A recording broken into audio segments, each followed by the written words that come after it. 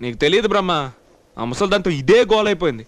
కంచం ముందు కూర్చోగానే మొదలెట్టేస్తే మా ఉన్నాడు, మాకు కూతురుంది చేసుకో అని అడిగితే డబ్బులు ఇస్తున్నాడు, వడ్లు ఇస్తున్నాడు అంటుంది. అంటే తినే తిండికి నన్ను నమ్మేద్దామని చూస్తుందా? రే ఏంట్రా పరాయి వాళ్ళ మాట్లాడతావు? అమ్మన్నాక మాత్రం అడిగే హక్కు ఉండదా? ఏంది బ్రహ్మ నువ్వు అర్థం చేసుకోకుండా మాట్లాడుతావు? మనకున్న తలనొప్పులు చాలవా? అదే మరి. సరే సరే తులసి వస్తుంది గమ్మునుండి. ఇది ఏడా ఎలా కుయ్య అమ్మ మీదైతే ఎగురుతావు, అదే అమ్మాయి పేరు చెప్తే బెదురుతావా? ఏరా ఒక అమ్మాయి కోసం సిగరెట్ పారేసావు కదరా, నాకిస్తే నేనైనా కాల్చేవాడినిగా.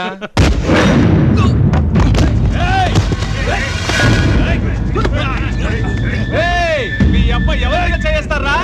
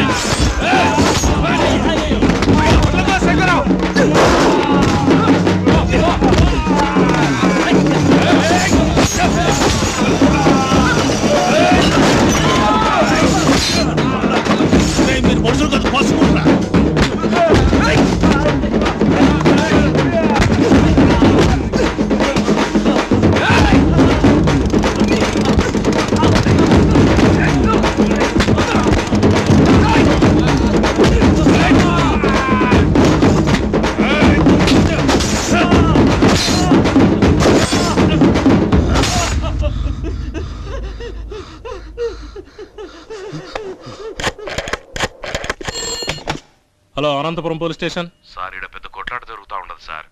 ఏడ జరుగుతుంది? తూర్పు బజార్లో. మీరే? హలో హలో, ప్రతిసారి ఫోన్ చేస్తారు, పేరు అడిగితే చెప్పరా?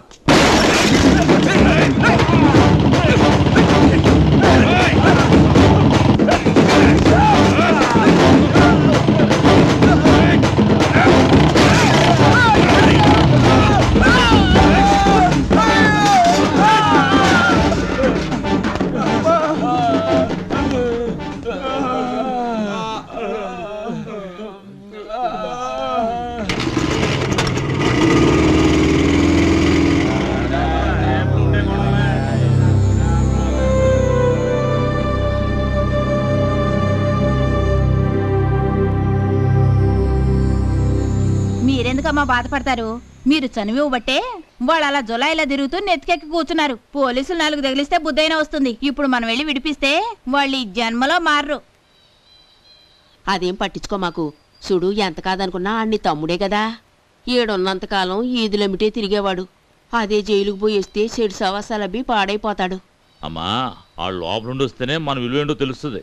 ఇలా వదిలేబట్టే ఈ పొద్దు ఇలాంటి పరిస్థితి వచ్చింది. ఆడు ఇక్కడికంటే మీ ఇంట్లోనే ఎక్కువగా ఉంటాడు. మీరు చెప్తేనే ఎన్నోడు, ఇక నేను చెప్తే మన కుర్రోళ్లే సార్, కొంచెం చూసుకోండి. నేను చూసుకుంటాగా. వస్తాను సార్. Okay okay. లాయర్తో అన్ని చెప్పినా ఆయన చూసుకుంటానన్నాడు. ఆ. నాకు కొంచెం పని ఉంది, నేను పోతా. అట్టగానయ్యా.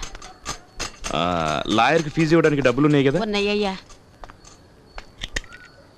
రేయ్, భద్రంగా తీసుకుపండి.